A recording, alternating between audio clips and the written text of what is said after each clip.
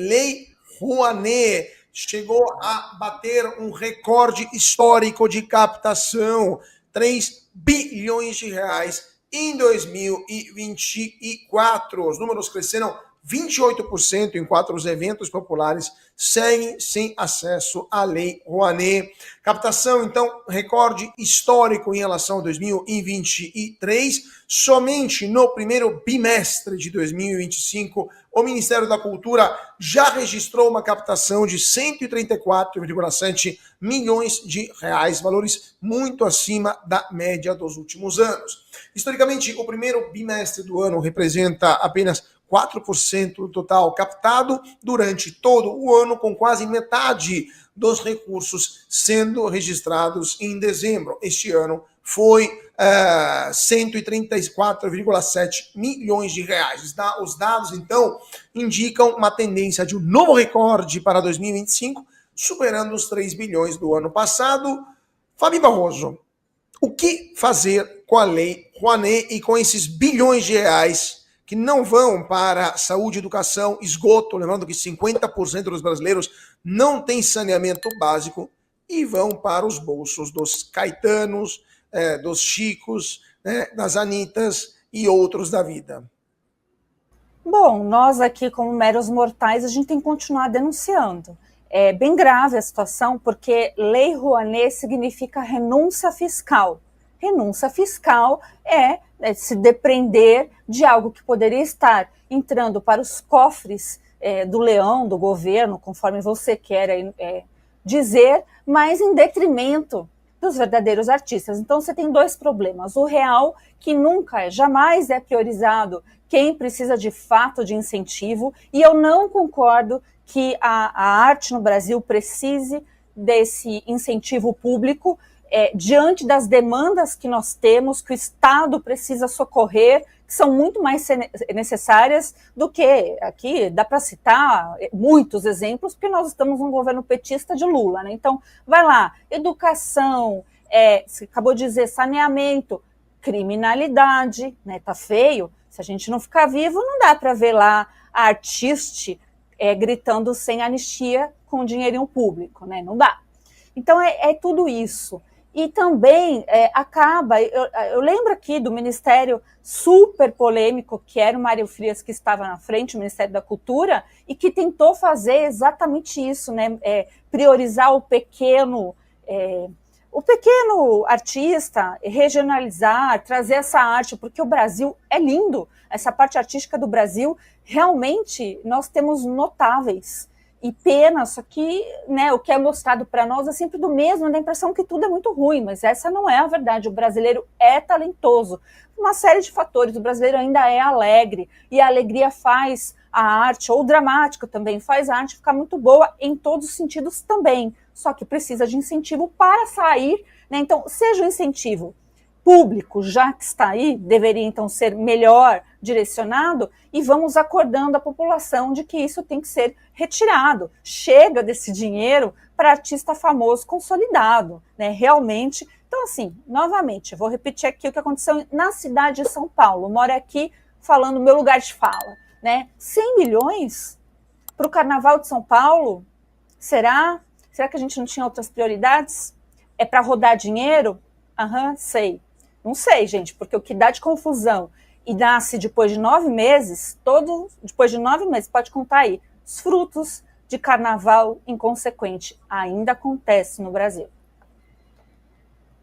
Rodrigo Constantino, sua opinião sobre essa captação recorde. Aliás, antes de ir na sua fala, eu queria mostrar um gráfico para o nosso público, mostrando como o governo Lula simplesmente explodiu a Lei Rouanet em termos de ampliação da verba liberada, né? Os maiores valores da história da Lei Rouanet, 17,5 bilhões de reais em 23, 16,9 em 24, esse dinheiro liberado, né? Não significa que foi pago, mas está lá pronto para ser captado pelos artistas que depois ganham esta bolada. Se a gente pegar todo o período de Jair Bolsonaro, do governo Bolsonaro e do governo Temer, que foi bastante generoso, inclusive, mais do que o governo Dilma, inclusive, nos últimos anos, a gente vê que não chegam a soma do governo Bolsonaro não chega a 1 ano de governo Lula. Precisamos de 2 anos de Temer também para juntar, para chegar a 1 ano de governo Lula de verba liberada. Rodrigo Constantino, a Lei Rouanet se tornou um jeito do governo de comprar a classe artística que faz campanha o ano inteiro para o governo? Sem dúvida. Com o poder de síntese que eu gosto de tentar exercer sempre, a frase que resume isso tudo é: não existe petista grátis. E para manter essa militância nas redações, nas artes, na cultura, você precisa da Lei Rouanet, você precisa da EBC, né, da estatal da TV Lula, TV Traço, que tem 1.500 funcionários e um orçamento de mais de 700 milhões. Então, não existe petista grátis. A Lei Rouanet é uma ideia razoável. Você vira e fala assim: puxa, precisamos fomentar a cultura. Puxa, as empresas podem ter um benefício fiscal se elas direcionarem recursos para a cultura. Mas aí começam a surgir vários problemas. O carimbo do dinheiro, em vez de deixar todo mundo pagar menos imposto e decidir para onde vai o dinheiro. Segundo, a captura pela patota. Então, a máfia do Dendê concentra o grosso desse direcionamento da Lei Rouanet. A gente pensa que poderia estar indo para vários artistas espalhados pelo Brasil, criativos e tudo, e está indo para uma turma já estabelecida, para fazer monólogo, para fazer poesia, não sei o quê, e gente que já é rica e tem nome e sobrenome famoso. Então, eles não querem uma auditoria, tinha que botar o Dodge do Elon Musk aí nessa Lei Rouanet para trazer a limpo o que está sendo realmente feito com esse dinheiro, né? Que é dinheiro do povo. Porque se é isenção fiscal, é dinheiro que está deixando de ir para o cofre público. Então, está tudo errado. Tem o que eles chamam de cultura, que é um problema. Eles chamam de cultura colocar homem pelado e criança tocando. Isso não é cultura, isso é indecência. Então, tem muita coisa errada nessa história, muita. E essa turbinada na Lei Rouanet não tem outra razão senão pagar algumas contas de campanha, né? Não existe mais petista grátis. Lá atrás o cara pode falar: puxa, quando o Lula surgiu, o PT, eu acreditei naquela ladainha de igualdade, de combate aos ricos e não sei o quê.